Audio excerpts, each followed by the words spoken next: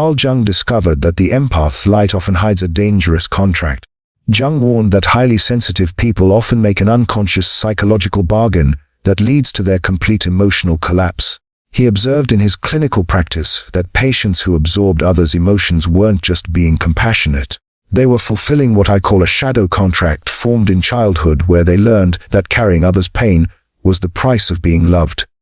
If you've ever felt drained after social interactions, attracted people in constant crisis, or experienced guilt when setting boundaries, you already know something is deeply wrong with this arrangement. Jung identified 7 psychological patterns that reveal this hidden contract. And more importantly, you already possess everything you need to break it. The first pattern shows up in your earliest childhood memories, and recognizing it changes everything.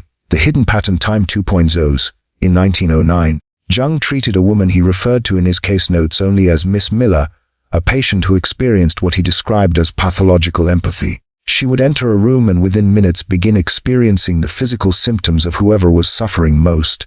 Chest pain when someone grieved, nausea when someone felt ashamed, trembling when someone suppressed rage. You probably recognize this. You've lived this.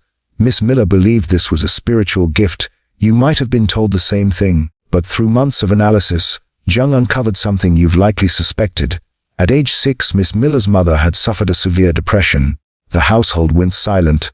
The father withdrew, and young Miller discovered that if she could sense her mother's emotional state and adjust her behavior accordingly, becoming very quiet when mother needed silence, very cheerful when mother needed distraction, she received the only form of attention available. You understand me like no one else. That sentence became the foundation of what I call the shadow contract. And if you're watching this, you probably heard a similar version in your own childhood. You developed what Jung termed feeling superiority, an unconscious specialization in emotional perception that served a survival function. But this adaptation came with a cost you're still paying decades later. Modern neuroscience now explains the mechanism behind what you've experienced. Marco Jacobon's research at UCLA shows that people who experience childhood emotional unpredictability develop hyperactive mirror neuron systems. Your brain literally rewired itself to constantly scan for others' emotional states, creating what feels like a sixth sense. But here's what you've probably already figured out on your own. This isn't actually empathy. It's hypervigilance disguised as compassion. True empathy requires clear boundaries between self and other. What you experienced was something different. What Jung called participation mystique, an unconscious merging where you lose the ability to distinguish your feelings from someone else's. Dr. Elaine Aron's research confirms that approximately 20% of the population has this heightened sensory processing sensitivity. But you know that sensitivity alone didn't create your exhaustion. The contract formed when you learned that your value depended on your ability to manage others' emotional states. Jung wrote that we often mistake our complexes for our identity.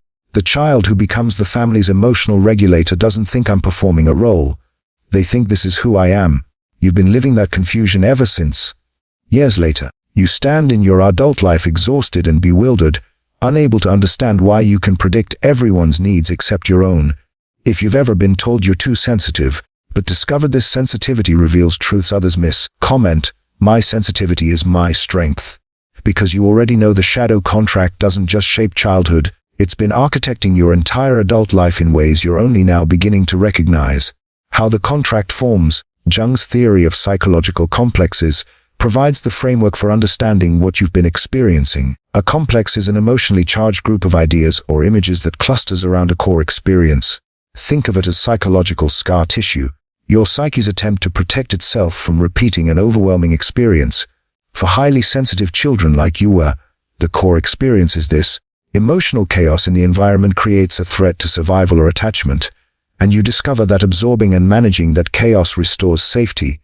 The complex forms around this discovery. I am safe when others are regulated. I am loved when I am useful. You know this truth already. You've been living it. Jung simply gave it a name. These complexes operate autonomously. They have their own agenda independent of conscious will. This is why decades after leaving a chaotic childhood home, you still find yourself automatically taking responsibility for every person's emotional state in every room you enter. You're not choosing this behavior. The complex is running its program. You've probably tried to stop hundreds of times and found yourself right back in the same patterns. Florence Nightingale's story illustrates what you've been experiencing. Born into British aristocracy in 1820, Nightingale grew up in a household where her mother suffered from severe anxiety and her father retreated into emotional unavailability. Young Florence discovered that the only way to receive recognition was to tend to her mother's ailments and manage the household's emotional atmosphere.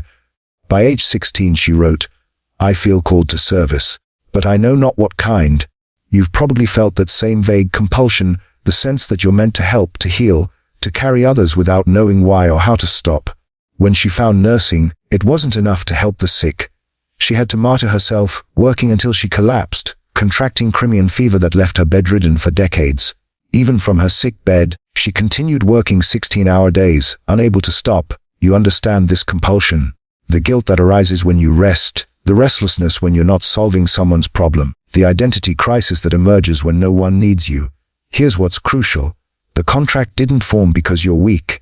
It formed because you're perceptive. Research shows that highly sensitive people process information more deeply, notice subtleties others miss, and have stronger emotional responses to stimuli.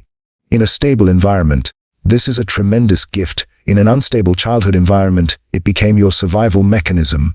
You saved your family by becoming an emotional shock absorber.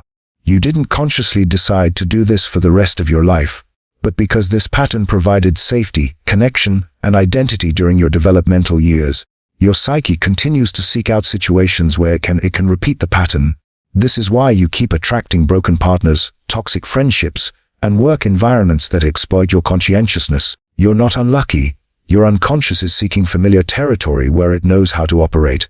You've probably blamed yourself for this pattern. Stop. Jung observed with remarkable precision. Until you make the unconscious conscious, it will direct your life and you will call it fate. Because you learned that absorbing pain equals love and safety. Therefore, you carried this pattern into adulthood where it became profoundly destructive. Not just to your well-being, but to the very people you're trying to help. You know something is wrong. You know you're tired. You know that despite doing everything right, you feel empty. The 6 signs will confirm what you already suspect, that you're still operating under this unconscious agreement. The 6 signs of the shadow contract. Sign 1. You feel responsible for others' emotions. You walk into a room and immediately begin taking temperature readings. Someone is upset, your chest tightens. Someone is angry, you feel compelled to fix it. Someone is disappointed, you feel you've failed, even when their disappointment has nothing to do with you. You've been doing this so long it feels normal. It's not. Jung wrote that we often project onto others the parts of ourselves we haven't integrated, but in your case projection works in reverse. You absorb others' projections onto you. You've become a repository for feelings people don't want to own. What you're experiencing is what Jung called the inability to differentiate, to observe psychological phenomena without being possessed by it. The shadow contract prevents you from developing this skill because your survival once depended on merging with others' emotional states. Integration looks different. You can sense emotional states without merging with them. You recognize that person is experiencing anger rather than I must manage that anger or something terrible will happen. You already know the difference between these 2 states. You felt glimpses of the second one and wondered if you're being cold or selfish. You're not. You're becoming whole. Sign 2.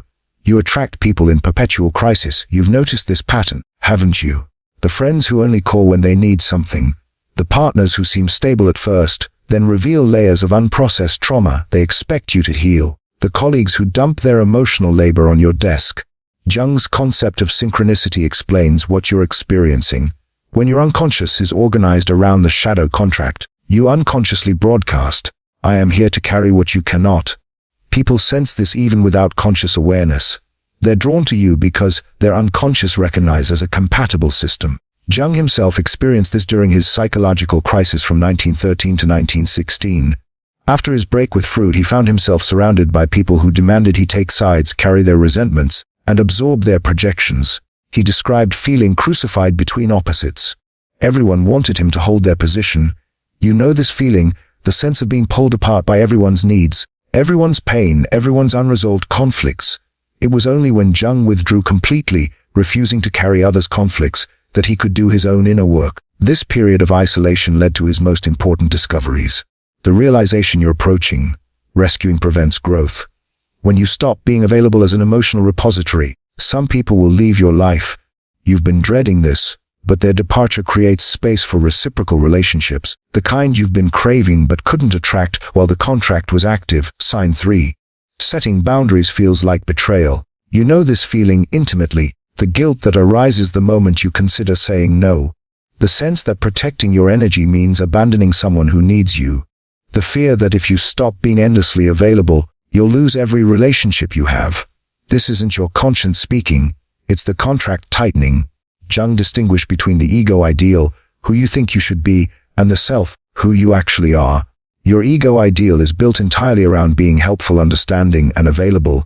Any behavior that contradicts this ideal triggers what Jung called shadow guilt. Guilt that isn't about actual wrongdoing but about violating an internalized image. Here's a practical technique. Each week review your commitments. For each one ask, am I doing this from genuine desire and capacity or from fear of disappointing someone? You already know which commitments fall into which category. You've known for years. The question is whether you're ready to act on that knowledge. You used to say yes to everything and feel virtuous even as you collapsed from exhaustion. Integration means saying no without explanation and feeling at peace because you're honoring your actual capacity rather than an impossible ideal. Sign 4. You confuse exhaustion with virtue. You wear your tiredness like a badge of honor. You've been praised for it your entire life. You're so dedicated. You work so hard. You give so much. This is the martyr archetype speaking. It dears identity from suffering for others. Jung's own breakdown illustrates what happens when you refuse to listen to your exhaustion. Before his crisis, he was trying to be everything to everyone. Loyal student, revolutionary thinker, dutiful husband, available therapist. He wrote letters at dawn, saw patients all day, researched at night, traveled constantly to give lectures. His psyche rebelled. He began experiencing overwhelming imagery from his unconscious demanding attention. He had no choice but to stop. He later wrote, "My soul demanded that I give it primary allegiance. When I did not, it stopped me in my tracks." You understand this, don't you?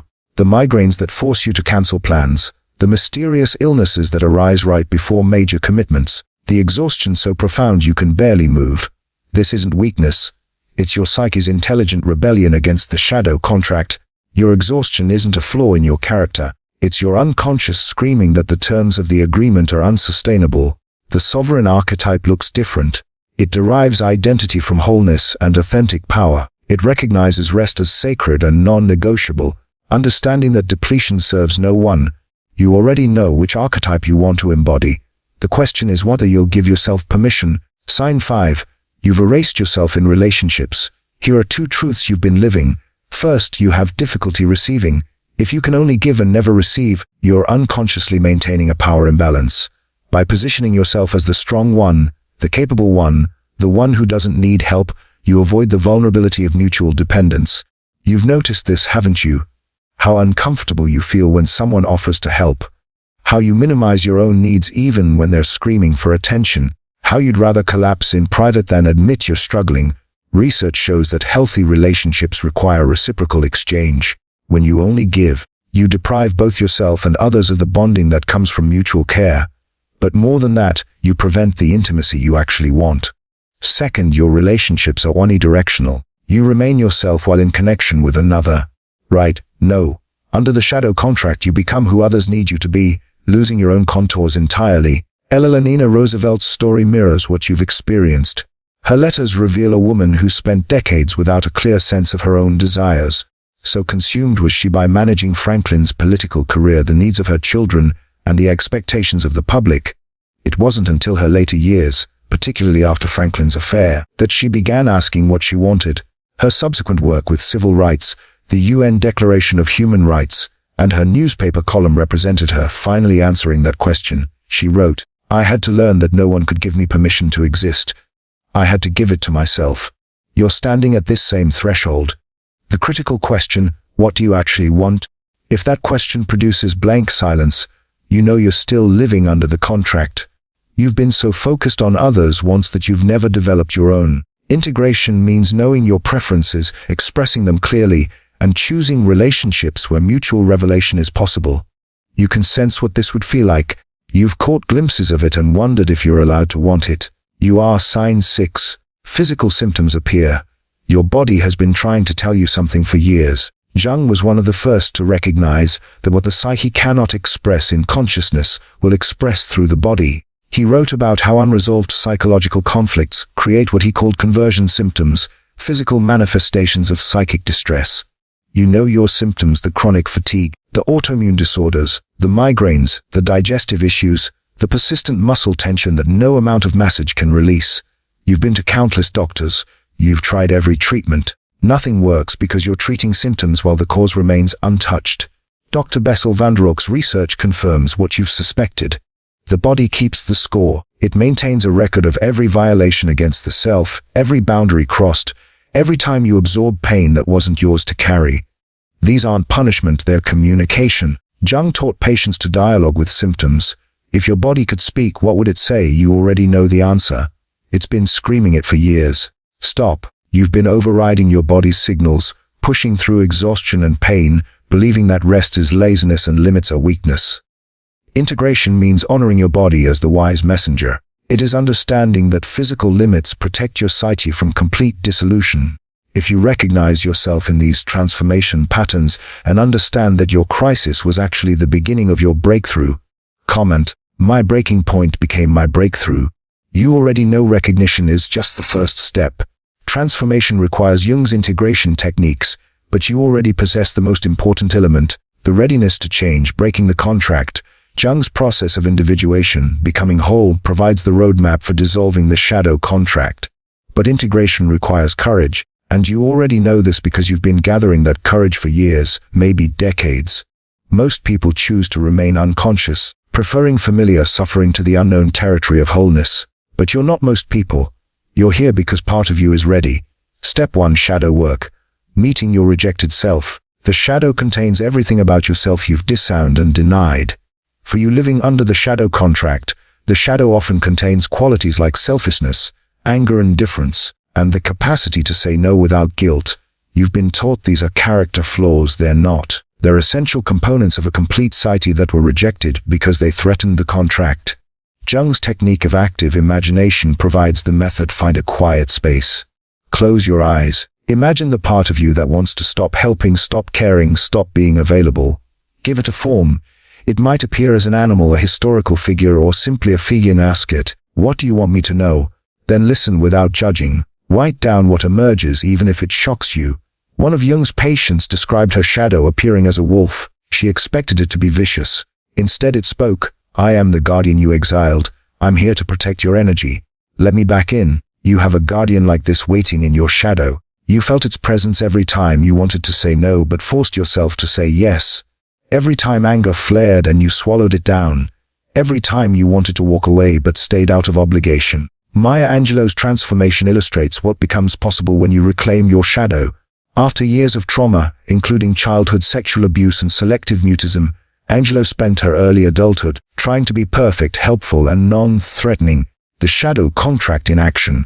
Her integration came through claiming what she'd rejected: rage, fierce boundaries, and unapologetic self-expression. She wrote, "There is no greater agony than bearing an untold story inside you." When she finally told her story, including the ugly, angry, complicated parts, she became whole. Her presence transformed from accommodating to commanding. Paradoxically, her impact deepened because she was no longer performing goodness, but embodying truth. You have a story like this. Untold truths waiting for permission to speak. The relief of claiming your anger, your selfishness, your capacity for indifference. This is shadow integration, not becoming these things exclusively, but including them in your range of possible responses. Step 2: reclaiming yourself.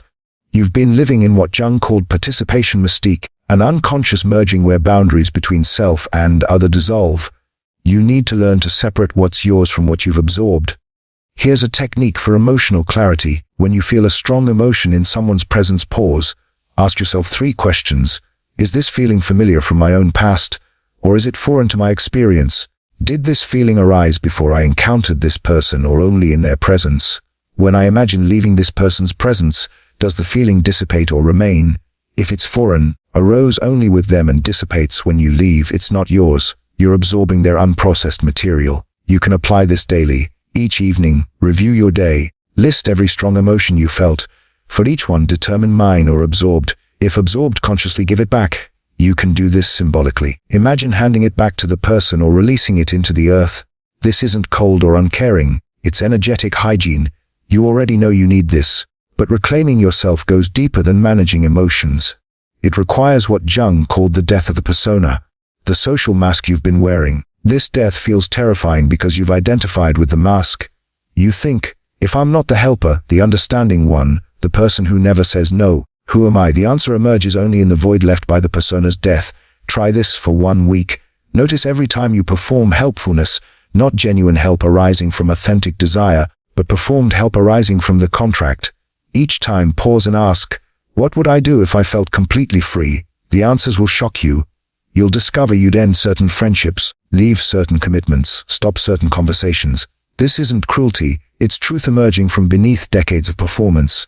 You must be willing to disappoint people. Some relationships will end. This is grief, yes, but also liberation.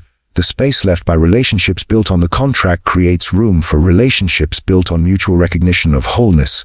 You've been mourning these future losses for years, letting the fear of them keep you trapped, but you already know which relationships are real and which are transactions.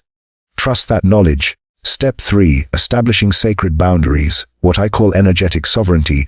The capacity to protect your psychological territory without aggression or guilt is available to you now. You know the difference between healthy boundaries, permeable but intact, and defenses, rigid walls built from fear. The shadow contract prevented healthy boundaries because you were taught that any limit is selfish. Integration dissolves this false belief. You're not selfish for having limits. You're human. Here are scripts for boundary setting without over-explanation. I'm not available for that. That doesn't work for me. I need to check with myself before committing. I can see this is important to you and I'm not the right person to help. Notice these phrases require no justification. The shadow contract taught you that saying no requires a thesis defense. It doesn't. You don't owe anyone an explanation for protecting your energy. Viktor Frankl, the psychiatrist who survived Auschwitz, understood this. Despite enormous pressure after liberation to tell his story, appear at events and counsel other survivors, he set strict limits on his availability. He wrote, I survived the camps by finding meaning. I will survive freedom by protecting my energy. He established what I call sacred no's, firm commitments he would not make regardless of external pressure.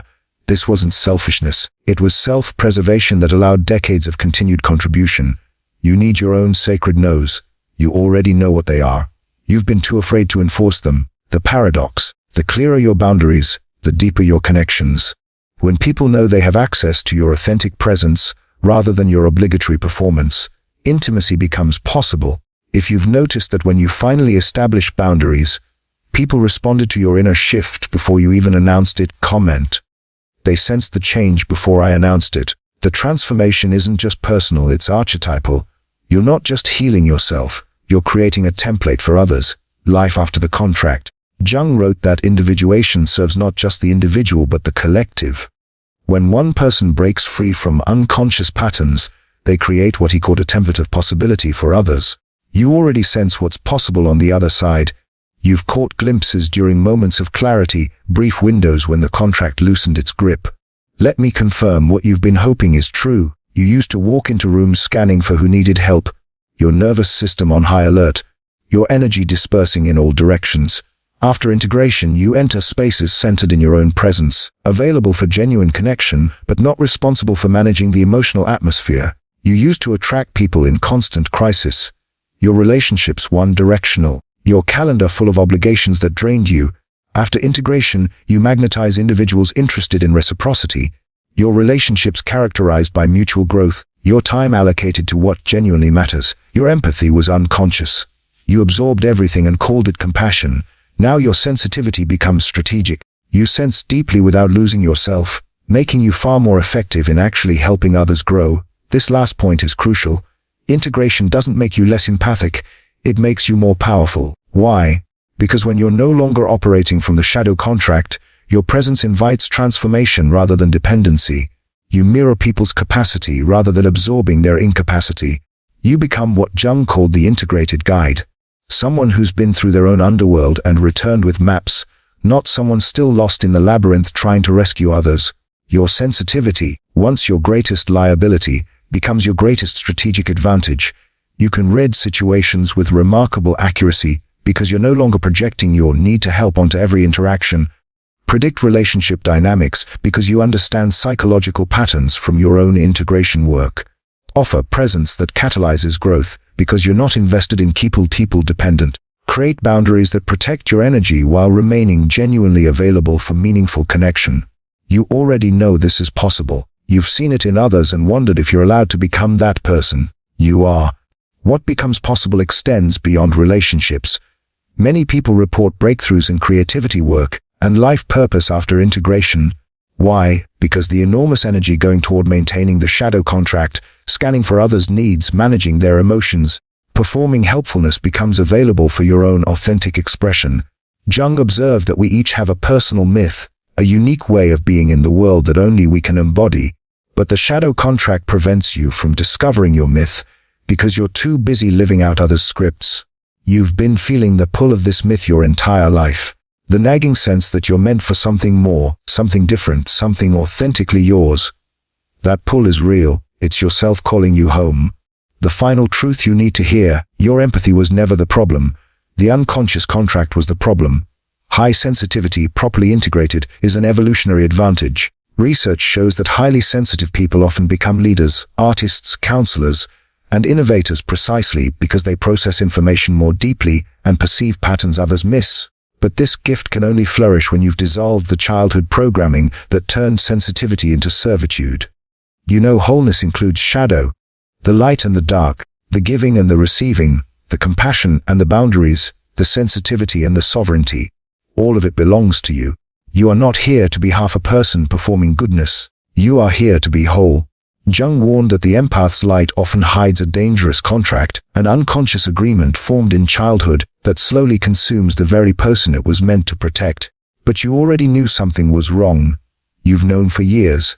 The difference now is that you have a name for it, a framework to understand it, and a path to dissolve it. When you bring that contract into consciousness, when you reclaim the shadow parts you exiled to maintain it, when you individuate into your unique wholeness, your light no longer consumes you. Instead, it illuminates the path for others to find their own wholeness, not by carrying them, but by showing them what's possible. When someone dares to become completely themselves, the shadow contract ends the moment you recognize it. The integration begins the moment you choose yourself. And the transformation completes when choosing yourself becomes as natural as breathing. Not selfish, not cruel, but sacred. Your empathy was always meant to be a gift, not a currency. Your light was always meant to be sovereign, not sacrificial. And your life was always meant to be yours. You already know this. You've always known this. The question was never whether you're worthy of wholeness. The question is, are you finally ready to claim it? Thanks for watching. See you in the next dimension.